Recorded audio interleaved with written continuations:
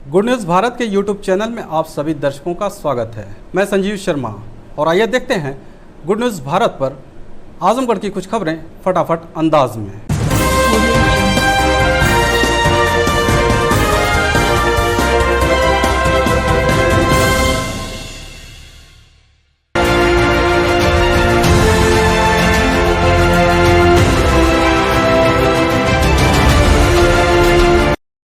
Azamgarh BJP अल्पसंख्यक मोर्चा के नवनियुक्त जिलाध्यक्ष का नेहरू हॉल में हुआ स्वागत। कहा, बूथ स्तर तक मुसलमानों को जोड़ेंगे।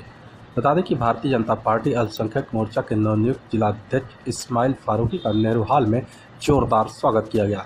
इस अवसर पर नवनियुक्त जिलाध्यक्ष इस्माइल फारूकी ने कहा कि मैं भारतीय जनता पार्टी के छोटा सा कार्यकर्ता हूँ। मैंने अपने समाज में खान और अल्पसंख्यक समाज में पार्टी के विचारों और नीतियों को पहुँचाने का कार्य किया है। मैं पार्टी में काम करते हुए अल्पसंख्यक समाज की अपेक्षाओं और आकांक्षाओं को सरकार तक पहुंचाने का काम करूंगा।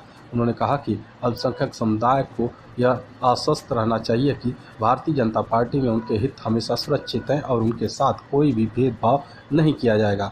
उन्होंने कहा कि सरकार की जितनी भी योजनाएं हैं, चाहे वह उज्ज्वला योजना हो या शौचालय या फिर मकान देना हो, भारतीय जनता पार्टी ने बिना किसी भेदभाव के सभी को उपलब्ध कराने का कार्य किया है। उन्होंने कहा कि जिले में सपा बसपा ने मुसलमानों को सिर्फ छलने का काम किया है। आने वाले चुनाव में गांव-गांव जाकर मुसलमानों को जोड़ने का काम करेंगे और पार्टी को मजबूती प्रदान करेंगे। तो इस कार्यक्रम में स्वागत समारोह में देख के अपने भाइयों का उत्साह और खुशी को देख के ये विश्वास हो गया है कि 2022 में भारतीय जनता पार्टी के साथ मुसलमान एक बड़ी बहुमत के साथ आने जा रहा है। अल्पसंख्यक समुदाय को जोड़ने के लिए मैं हर बूथ स्तर तक, हर गांव में खुद जाऊंगा। जहां तक भाजपा का 0 मिलता था, वहां मेरी पूरी गारंटी होगी कि अब भारतीय जनता पार्टी का वहां से वोट निकलेगा जहां से शून्य रहता था, और समाजवादी बसपा के मुंह पे एक बड़ा तमाचा मिलेगा। जिस तरह उन्होंने आजमगढ़ के मुसलमानों को छला है, आजमगढ़ का मुसलमान ये जान चुका है कि उनकी भलाई भारतीय जनता पार्टी में है और कहीं नहीं। आजमगढ़ जिले के कंदरापुर व खैरुद्दीनपुर के ग्रामीणों ने किया प्रदर्शन, जमीनों से अवैध कब्जा हटाने की मांग की। बता दें कि राष्ट्रीय उलमा काउंसिल के प्रदेश युवाध्यक्ष व शिवली नेशनल कॉलेज आजमगढ़ के छात्र संघ पूर्व महामंत्री नूरुल हुदा के नेतृत्व में कंदरापुर व खैरुद्दीनपुर के ग्रामीणों ने जिलाधिकारी आजमगढ़ से मिलकर बरसात के पानी की निकासी व अवैध सरकारी जमीनों पर कब्जा हटवाने को लेकर एक ज्ञापन सौंपा। इस मौके पर नूरुल हुदा ने कहा कि मुख्यमंत्री व सुप्रीम कोर्ट के सख्त आदेश के बाद भी सरकारी जमीनों पर अवैध कब्जा है, जिसके कारण बरसात के पानी से कंदरापुर व खैरुद्दीनपुर समेत जिले के विभिन्न स्थानों पर जल जमाव से जनता को तमाम दिक्कतों का सामना करना पड़ रहा है। किसी भी समय कोई भी दुर्घटना घट सकती है। कच्चे मकानों के गिरने की संभावनाएं हैं। जिला प्रशासन से मांग किया कि अविलंब पानी निकासी की व्यवस्था की जाए एवं जो सरकारी पोखरी व नाला समेत सरकारी जमीनों पर कब्जा है तत्काल प्रभाव से हटाया जाए, अन्यथा आक्रोशित जनसमूह को लेकर बृहद आंदोलन के लिए बाध्य होंगे।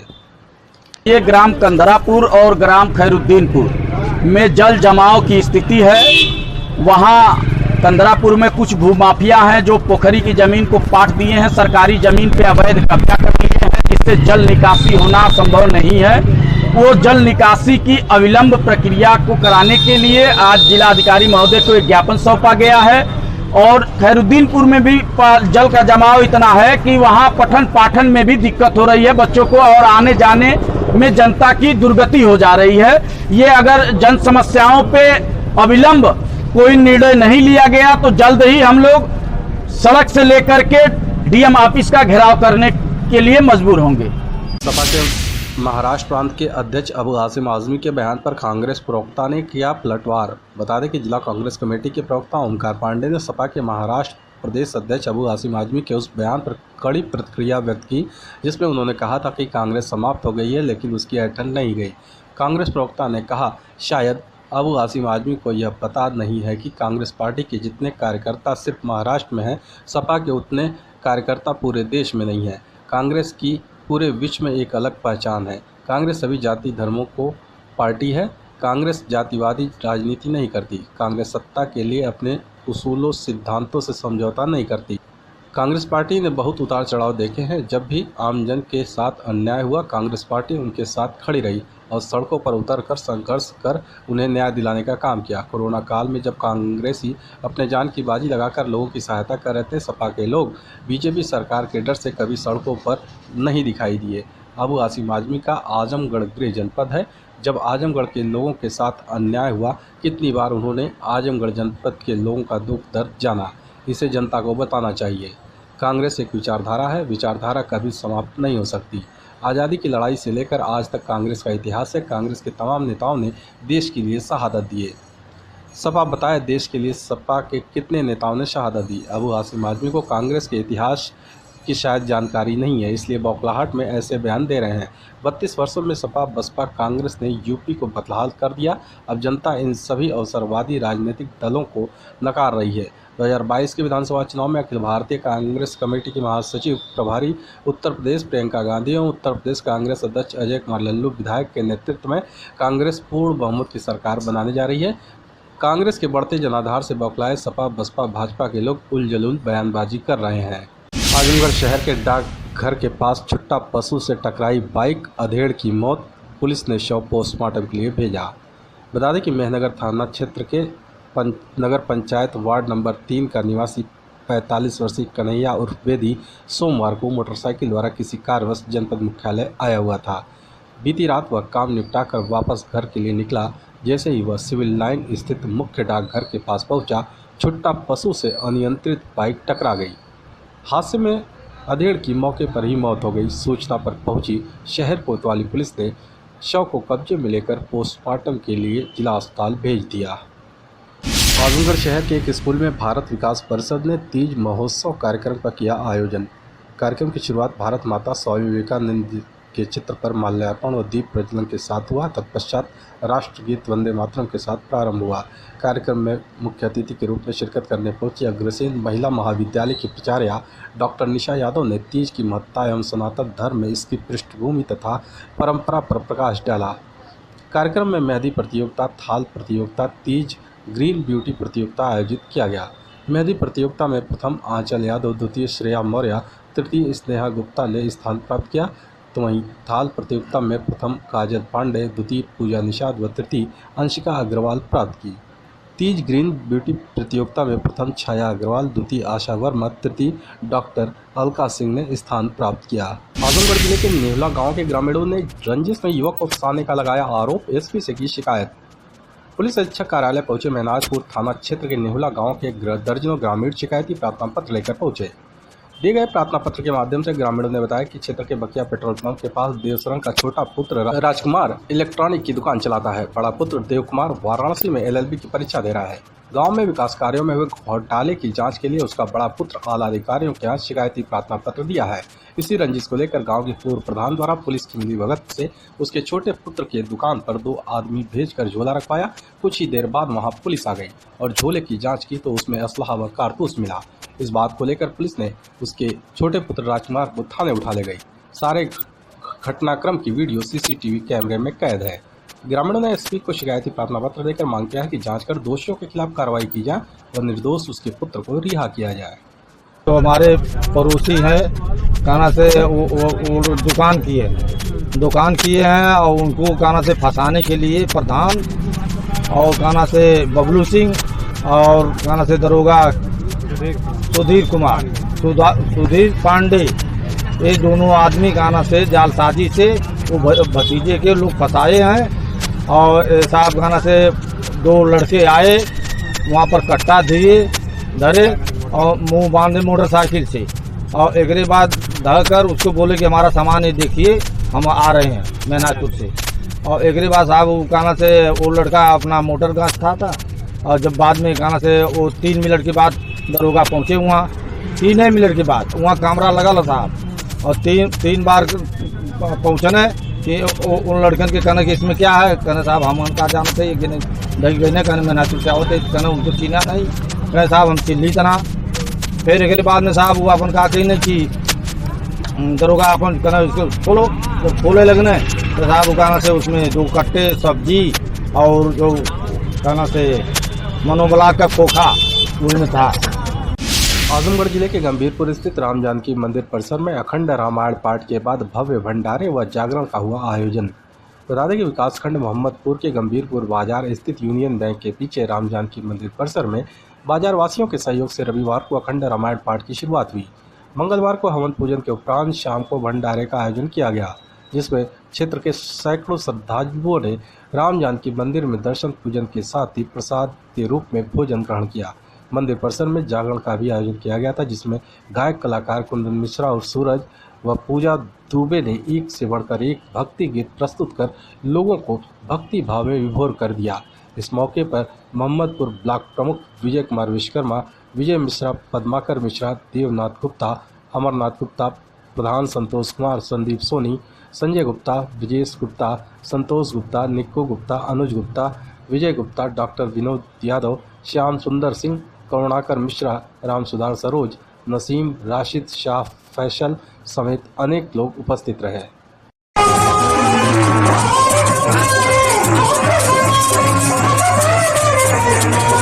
खबरों में हो चला है एक छोटा सा ब्रेक। आप देखते रहिए गुड न्यूज भारत।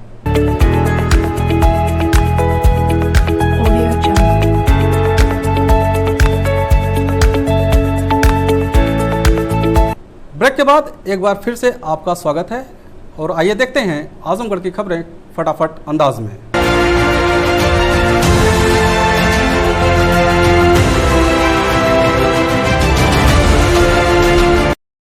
आत्म अनुसंधान आश्रम मई खड़गपुर परिसर में जया विजया सभागार में अवतरण दिवस के अवसर पर परिवार गोष्ठी का आयोजन किया गया। शिष्यों और श्रद्धालुओं को परम पूज्य बाबा विशाल भारत जी ने अपने आशीर्वचन से शुभारंभ में अपनी जन्मदायिनी माँ, पिता और हाड़ मांस के बने अघोरेश्वर को ईश्वर माना, उनको प्रणाम किया। जगत जननी का बहुत बड़ा योगदान, बुराइयों परिस्थितियों को भी उन्होंने प्रणाम किया।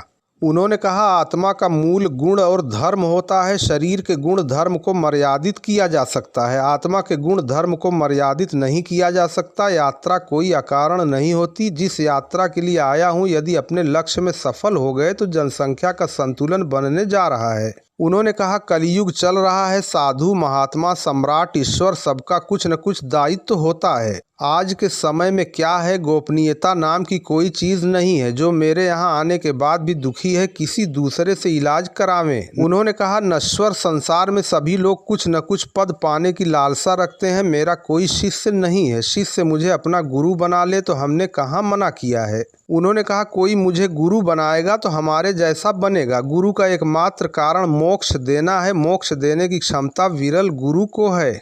उन्होंने कहा, श्राद्ध से श्रद्धा है। मैं चाहता हूं कि 15 दिन अपने पूर्वजों को श्रद्धा निवेदित करें। जो माता पिता को प्रिय था वही भूखे को खिलाए, पितृ दोष समाप्त हो जाएगा।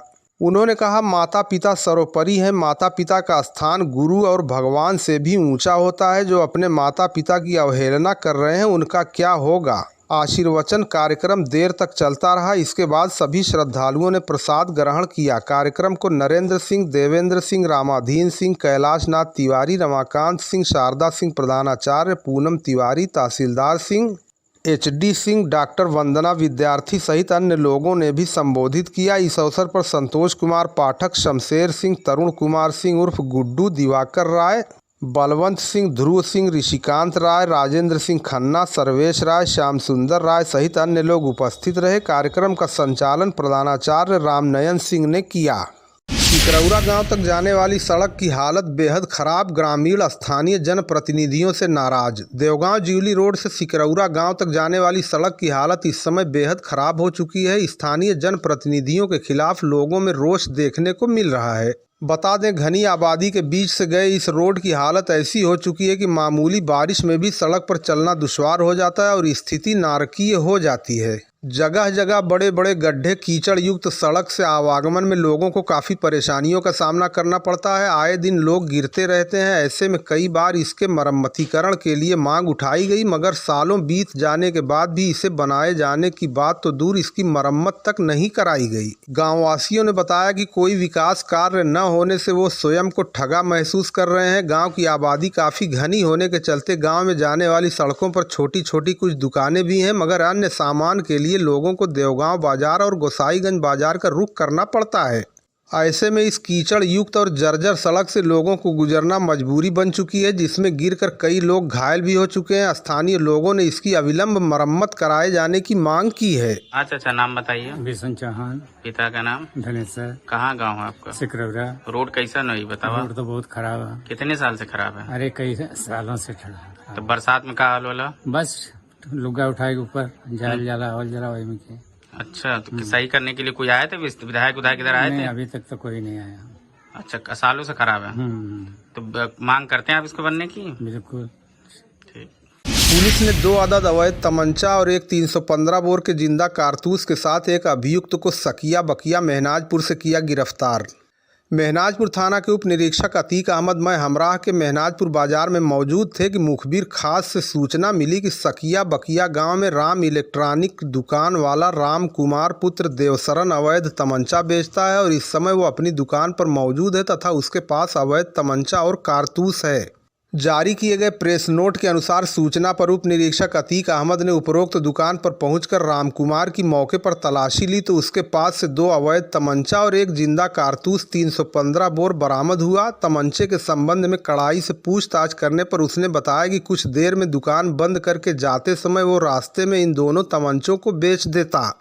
बरामदगी और गिरफ्तारी के संबंध में थाना स्थानीय पर आर्म्स एक्ट के तहत मुकदमा पंजीकृत कर अभियुक्त का चालान करते हुए माननीय न्यायालय भेज दिया गया। गिरफ्तार करने वाली टीम में उप निरीक्षक अतीक अहमद, उप निरीक्षक सुधीर पांडे, कांस्टेबल गुलाब यादव तथा अन्य पुलिसकर्मी उपस्थित रहे। मेहनाजपुर के निहुला ग्राम निवासियों ने पूर्व प्रधान और स्थानीय पुलिस पर मिलीभगत करके युवक को फंसाने का लगाया आरोप। निहुला गांव के ग्रामीणों ने रंजिश में युवक को फंसाने का आरोप लगाकर एसपी से शिकायत कर जांच की मांग की है। आज मंगलवार को पुलिस अधीक्षक कार्यालय पर मेहनाजपुर थाना क्षेत्र के निहुला गांव के दर्जनों ग्रामीण शिकायती प्रार्थना पत्र लेकर पहुंचे। एसपी को दिए गए प्रार्थना पत्र के माध्यम से ग्रामीणों ने बताया कि क्षेत्र के बकिया पेट्रोल पंप के पास देवसरन का छोटा पुत्र राजकुमार इलेक्ट्रॉनिक की दुकान चलाता है। बड़ा पुत्र देव कुमार वाराणसी में LLB की परीक्षा दे रहा है। गांव में विकास कार्यों में हुए घोटाले की जांच के लिए उसका बड़ा पुत्र आला अधिकारियों के यहां शिकायती प्रार्थना पत्र दिया था। इसी रंजिश को लेकर गांव के पूर्व प्रधान ने पहले वाराणसी में उसके पुत्र पर हमला करवाने की कोशिश किया पर कामयाब नहीं हुए तो अब स्थानीय पुलिस की मिलीभगत से उसके छोटे पुत्र की दुकान पर 2 आदमी भेजकर एक झोला रखवा दिया। कुछ ही देर बाद वहां पुलिस आ गई और झोले की जांच की गई तो उसमें सब्जी के नीचे से असलहा और कारतूस निकला। इसी बात को लेकर पुलिस ने उसके छोटे पुत्र राजकुमार को थाने उठा ले गई और असलहा तस्करी में फंसा दिया गया। ग्रामीणों ने दावा किया है कि दुकान पर 2 लोगों द्वारा उक्त झोला रखने का घटनाक्रम CCTV में भी कैद है। ग्रामीणों ने एसपी को शिकायती पत्र देकर मांग की है कि जाँच करके दोषियों के खिलाफ कार्रवाई की जाए और निर्दोष को रिहा किया जाए।